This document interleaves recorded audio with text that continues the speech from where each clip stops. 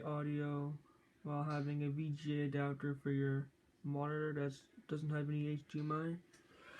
So you have to buy this VGA adapter, of course, right? But it cuts the audio out. Well, without buying a stereo headset, you're screwed. I found a new way. Get that Windows 10, open up Xbox, a new app. Click on this, stream. Once this is ready, click on this, low its setting, and leave it how it is.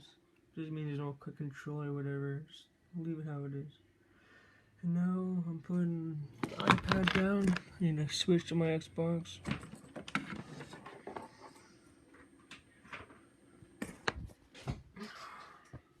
And that's it. You got your headset, your headphones I mean, plugged in. Bam, you got audio. It's streaming from Windows.